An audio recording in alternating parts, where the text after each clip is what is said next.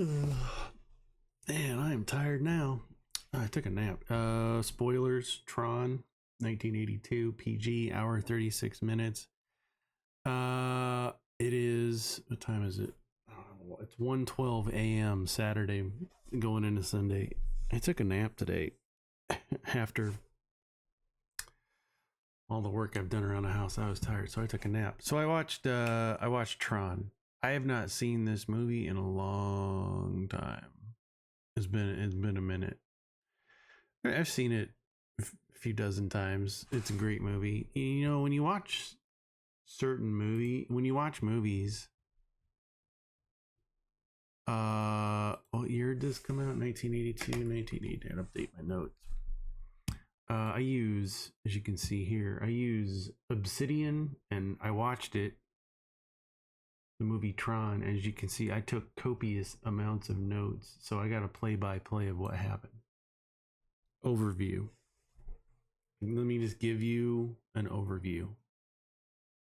A computer hacker is abducted into a digital world and forced to participate in gladiatorial games where his only chance of escape is the help of a heroic security program. Now, let me say this.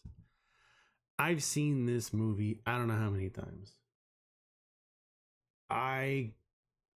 Until tonight, going through it again and taking notes, I could not tell you what this movie was about.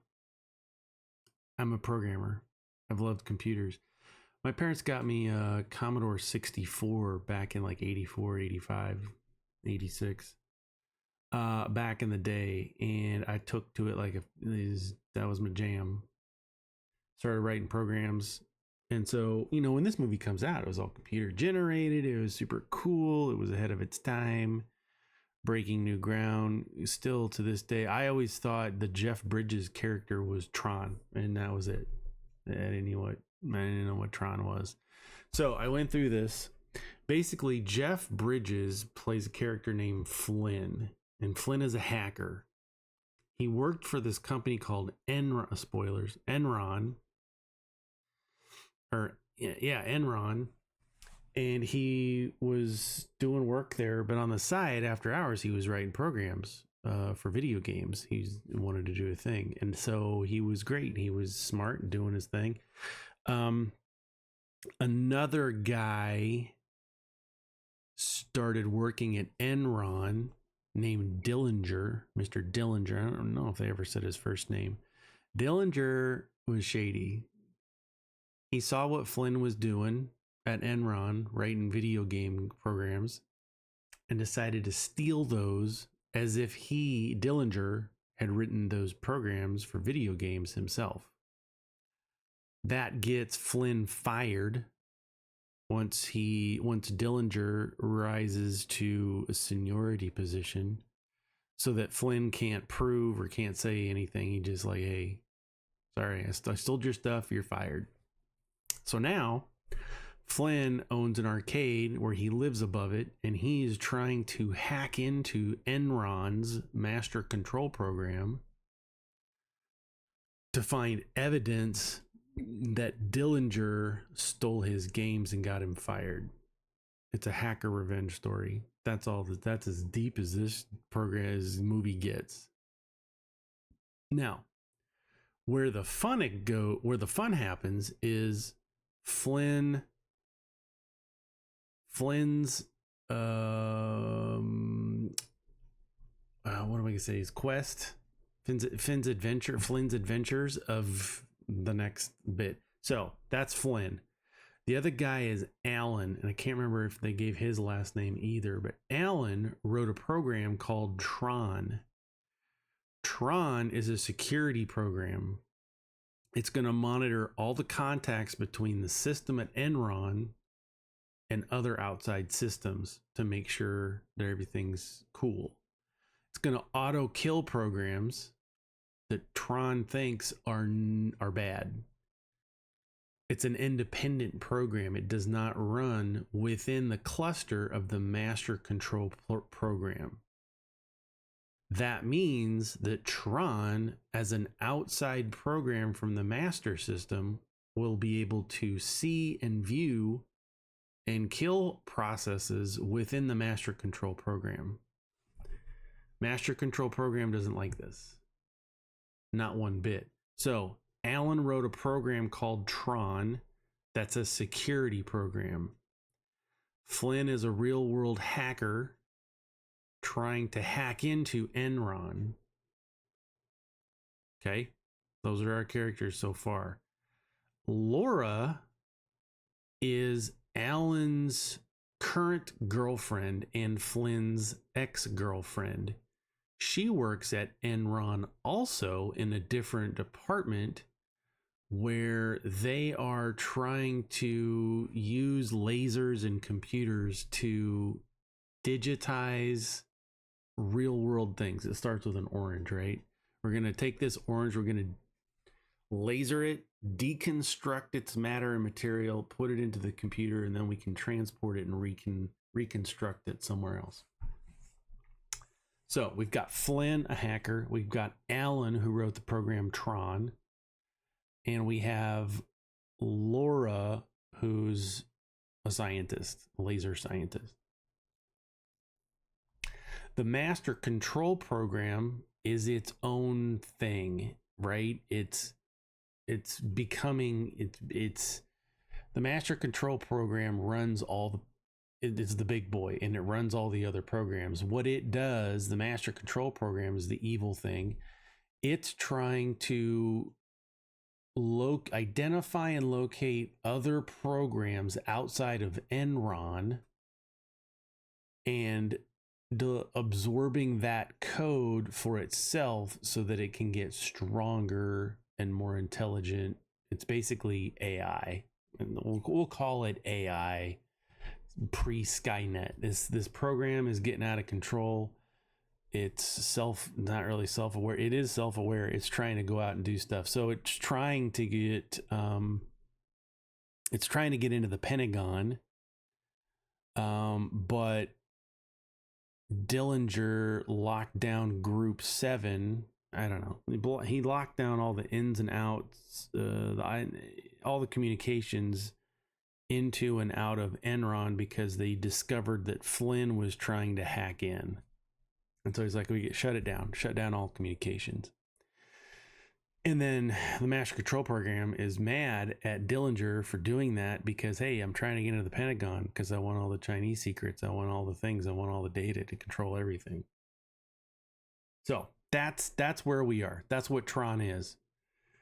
Tron is a security program that is just trying to do its thing in the system and stop the master control program from just trying to stop it, shut it down from being crazy, because he's a security program. That's what Tron is. So in this process, they break into, so Flynn, Alan, and Laura break into her lab one night because her lab is Group 6.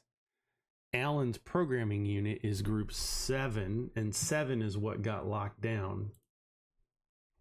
So they're trying to break in. They go into Laura's lab so that Flynn is now inside the system and can create a new user in the Group 6 account. He logs in. MC, the master control program, MCP, instantly is like, hey, Flynn, what's up? You got to stop. I can't let you do this, man. I can't let you do it. So the MCP lasers Flynn into the system, a user, a human. He's a user. He's a user of the programs. You're a user. I'm a user. I use the computer. I use the programs. Right? As a user, I write programs. I use the computer, I use the software, I use the programs. That you're a user, you're human, you're a user.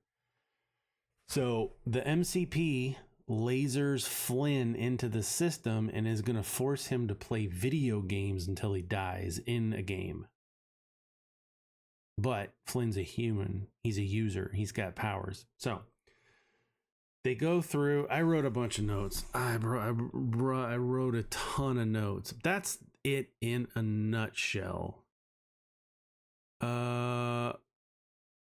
go in. Encom is the corporation. They need direct access to a direct terminal in the corporation inside the network because Dillinger blocked all of the communications from the outside. So Flynn can't hack from his house. He has to go on site inside the network. 3 years ago, Flynn was the brightest. He's making Space Paranoid's program. Dillinger took all the games for himself. He gets promoted. Dillinger becomes senior executive VP. Flynn's looking for evidence. Where, how, doesn't even know what he's looking for. Tron program is gonna help. Blah, blah, blah. A lot of the stuff inside the computer doesn't really matter, but as a person who's been around programs for a long time, it was interesting to see this again through fresher eyes, taking notes. Because, you know, a lot of times you just go to sit and watch a movie and you're like, entertain me. It's cool. Let's just do your thing. But when you really try and figure out, I did this recently with all the James Bonds. I haven't done the Daniel Craig movies yet, but I went through all the James Bonds before Daniel Craig, watched them, and did this exact same thing where I took down notes. Because for the longest time, I could not tell you what Dr. No is all about, what On Her Majesty's Secret Service was all about. He was watching a Bond movie. He's doing Bond stuff. So when you take notes, it really forces you to pay attention to what's going on. So anyway, back to Tron. It doesn't really, none of this stuff. They got to get to it. Oh, here's a cool thing. They're trying to get Tron is trying to get to an IO tower. IO is input, output, it's communications, right? So basically the Frisbee thing that the Trons have, or the programs have, is a data disk. That data disk is their identity, and it can learn and capture information, right? It's their memory of the program. So Tron is trying to get to an input output port so that he can communicate from inside the system to a terminal where at Alan's desk. So he gets to a terminal, he gets to a laser point, and he puts his disk in there. So he's uploading his data information to the terminal. Alan at his desk in Enron updates the code and then downloads that back to Tron. So now Tron's disk that he's got on his back has the code to kill the MCP, the Master Control Program. That part was pretty fun. I was like, all right, we're downloading, we're uploading, we're doing stuff. So they finally get to the Master Control Program. Tron, before they can get in, Tron and Sark. The guy who plays Dillinger played another character in the computer called Sark, and he is pretty much the Master Control Program's henchman. His number one is commander. So he's not really the Master Control Program. He's not the Master Program. He's just a program doing the bidding of the Master Control. He's his puppet. Anyway, Sark and Tron, the security program, face off. Tron kills Sark. Master Control Program says, hey, I can't let this happen because now he's real close. So Sark, I'm going to give you access to all of my functions. So the Sark program now has access to all of the Master Control Program's functions. Sark grows super big. Meantime, Flynn, who's a user and has powers in this universe, jumps into the beam of the Master Control Program, and as a user now has direct access to the Master Control Program. So he pauses the Master Control Program long enough for Tron to throw his disk containing the kill program into the heart of the MCP, Master Control Program. So a user pauses the program, the Master Control Program, long enough for an independent program running outside of the NCP to deliver code to the NCP to stop it. There you go. So they kill the master control program. Now it's a free system. IO ports open up, and now programs have access to go do their business and conclude and do stuff. Fascinating. I didn't realize the story was going to be kind of that deep. It's not that deep, but you know, you got to have a hero, you got to have a villain, you got to have this one probably has a couple heroes, Flynn and Tron, Alan the program. So Tron the program and Flynn the user are the heroes, and the master control program and Dillinger are the antagonists, the bad guys. Anyway, I thought it was pretty interesting. Now I know what Tron is. I would say in 1982, when computers have been around for like since the 50s, all right? You think these things are new, but they've been around to some degree for a really long time. COBOL, the programming language COBOL, has been around for forever. It's one of the first ones. And you probably seen a lot of that in the news with Antagonist. What's the name of that company? I don't give a crap. AI company and Androgynous. I don't know. Who cares? So yeah, programming has been around for a long time.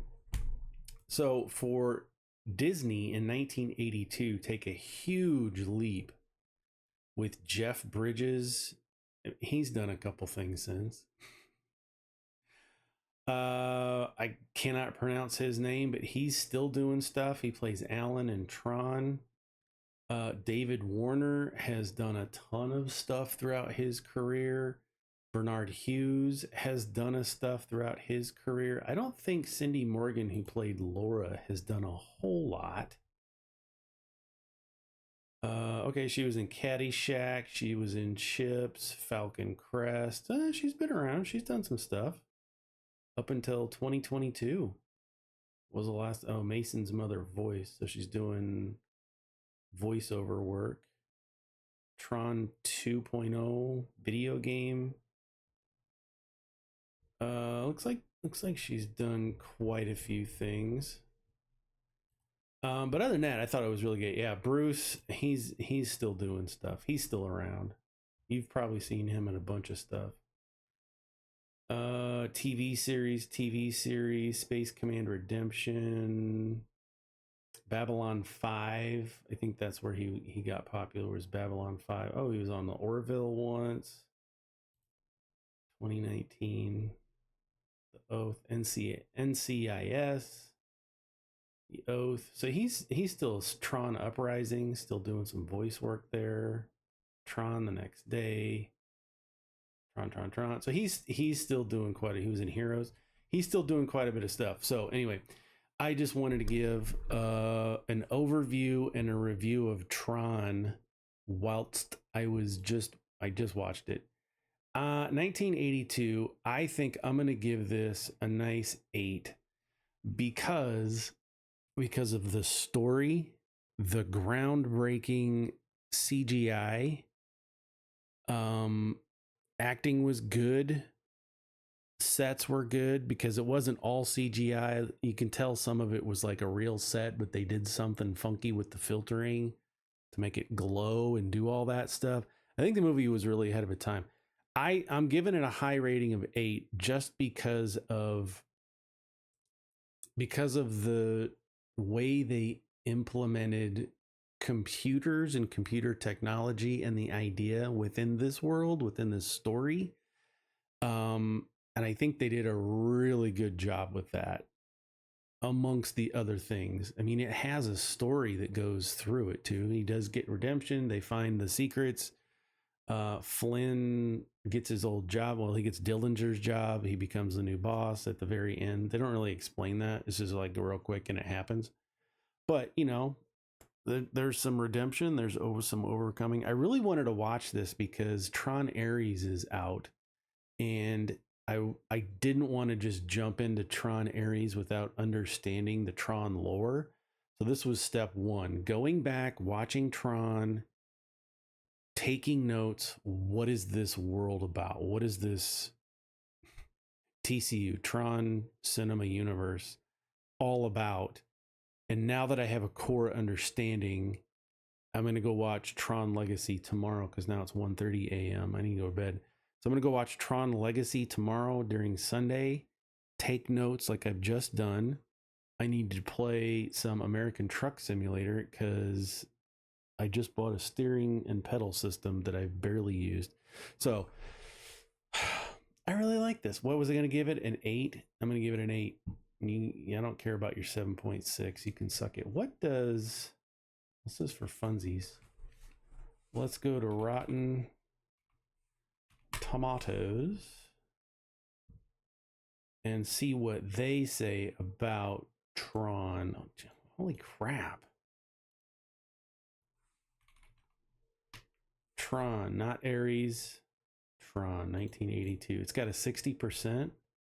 Okay, so the left side is review critics. The right side is fans. Fans give it a 69. I don't care.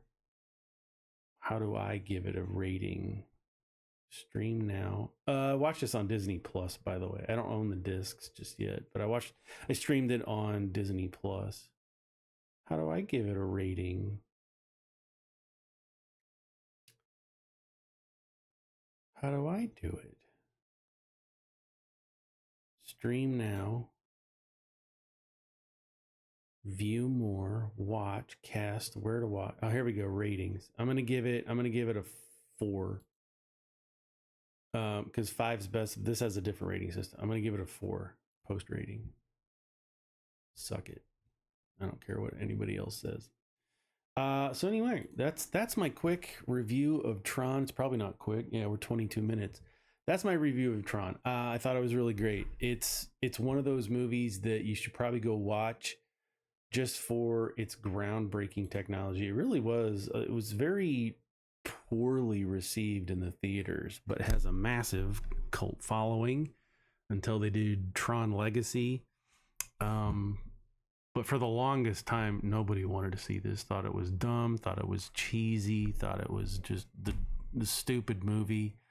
And it probably is to some degree. But you can see here, this mainframe is like, think of like if you're a computer person, like an AS400, a mainframe system. It's got a master control program that runs everything. Even it's like Windows, right? Your computer has Windows.